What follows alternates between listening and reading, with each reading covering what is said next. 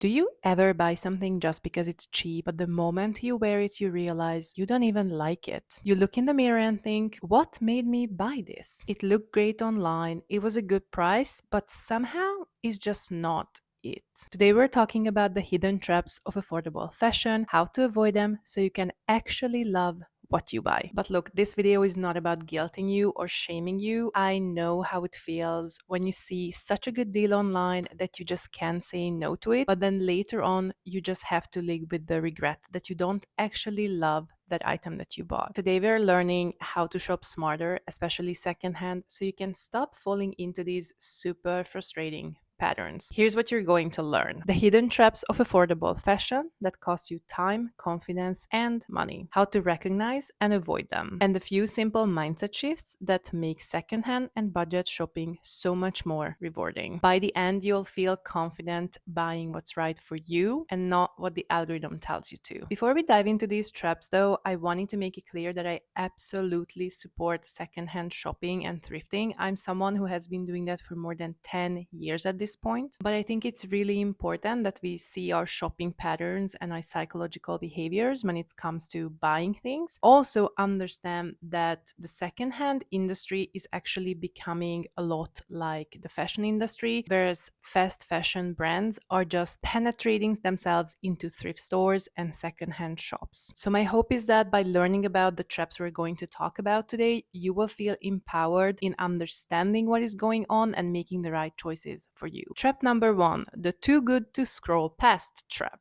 I'll be honest, this one is so easy to fall into. And I'm not gonna lie, sometimes it still happens to me too. Even though I know I shouldn't buy something like that, it's just too easy to fall into this trap. It's the moment you see a cute sweater on Vinted, or when you visit your favorite web shop and see that they just happen to be having a 70% off sale. So you think to yourself, I would be stupid not to, it's such a good deal. But here's the truth: the really good deals are the ones that fit your life. And when we shop reactively, we're not really buying the things that we really want or need. We just end up collecting items that we later on probably realize we don't even like. The result: you might save some money up front, but later on you pay for it with the energy and extra time you're spending on trying to fit that into your style, your wardrobe, your life. Not to mention that these pieces will most probably end up either collecting dust in your wardrobe, or you will be forced to donate them or resell them for less money than what you spent on them. So let's talk about how you can avoid this trap. First things first, and this one stings: ask yourself, would I buy this item if it wasn't on sale? This simple question forces you to sort of just slow down and understand what the value is that this item holds. Is it something that you really truly want? Is it even on your wish list? Have you thought about getting this item before, or is it just an impulse spending? And if you can't answer those questions within like 10 seconds very confidently, I would say it's more likely a distraction and not a true deal. And I talk about this so much in my videos, but I cannot highlight enough the value of having a wish list of items you really want and need. And don't forget that you should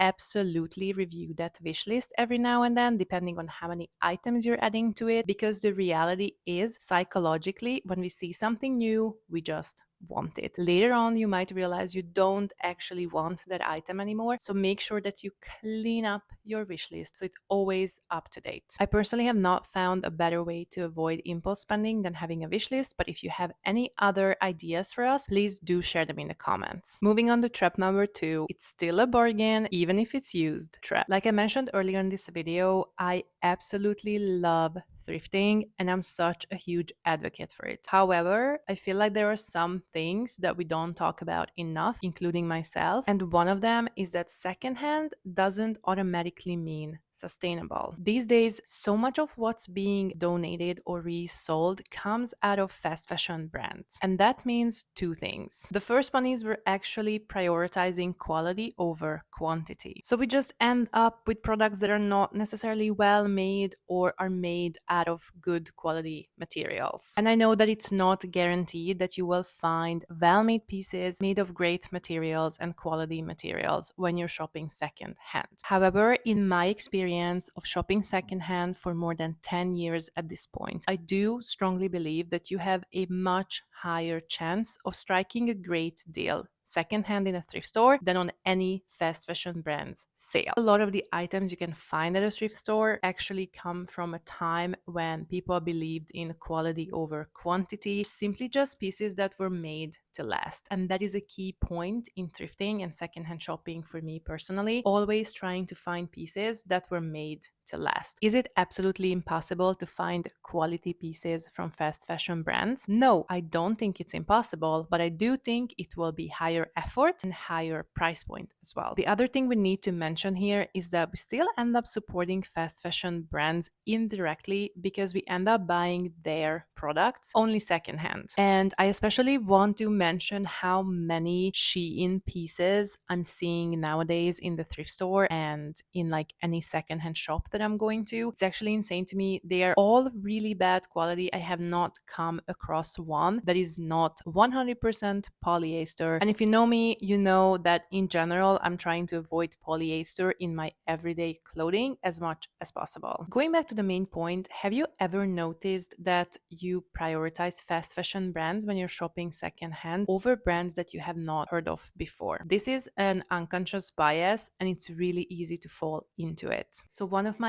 absolute go-to thrifting rules is look at the label, not the brand. And by label, I mean the materials that the item is made out of. So if we thrift impulsively, we'll just end up with the same overstuffed closet we were trying to escape in the first place. The only difference, it's gonna be secondhand and not new. So here is how to avoid this trap. Treat secondhand the same way you would treat buying new, with intention. Slow down, ask yourself questions, check your wish list, and just make sure that it's actually something you really want and need. Add everything you think you need to your wish list, but don't focus on getting everything all at once. Spread out your purchases and collect those items over time slowly to make sure that you buy things that fit you, fit your style, love them, made of good quality materials, and also are made well. Trap number 3, the it's just a phase trap. Sometimes we buy things we don't really like, but we like the feeling of fitting in. So we buy these things because, well, everyone else is buying them. Or find something that is already trending on social media, and because it's aesthetic and we do want to fit in with other people, we end up buying that too, because you can't be the one who doesn't have that one item, right? And I used to convince myself, it's okay, it's just for this season, or I'm just buying this time because it makes me feel I fit in. But short-term buying only keeps us in a loop of chasing trends, never really being truly satisfied. How to avoid this trap? Before you buy, imagine yourself wearing that item 6 months from now. Would it still fit your lifestyle, your colors, your mood, your other items in your wardrobe? If not, here's your permission to skip it. And I still wanted to give you some extra mini tips that I do like to sparkle in at the end of my videos. So here they come. The first one is ask better questions. I feel like it's a really good start when we actually pause and ask ourselves questions, but sometimes those questions can be a little bit misleading. Instead of asking things like, can I buy this now and save money later? Or how do I fit this in my budget so I can buy it? You're kind of enabling yourself with those questions to make the purchase. But what you really want to do instead is reflect on whether you need to make that purchase. So try asking questions like, is this on my wish list? Or would I still buy this if no one ever saw it? Or is it something I would wear on a normal Tuesday? Or can I actually make at least 5 outfits with this item combined with other items in my wardrobe? And feel free to write these down even if you want to. But the main point is it forces you to slow down and ask a question that makes you look at what you really need and not what you want in the moment. My next tip is add friction. Friction is such a good way to help you stop impulse spending because it makes things uncomfortable. And by human nature, we do not like things that are uncomfortable. So log out of your shopping apps and maybe even consider deleting all your shopping apps. If that's too much, you can try to remove all the edit cards that you've added to your shopping apps. Other things you can try is unsubscribe from the marketing email. Now I notice they are not even coming every week. They're coming almost every day. It's just insane at this point. So do yourself a favor, unsubscribe from 5 marketing emails right now. Pause this video and unsubscribe. Enter pro level if you delete your shopping apps as well. Adding friction in other ways could be having a different card that you use for shopping, and when the money is gone from that card, you just don't add more money on that card. But I hope you get the idea. Adding friction can become your best friend when you're trying to cut back on impulse shopping. Okay, the last tip for today I have for you is play dress up. And who doesn't love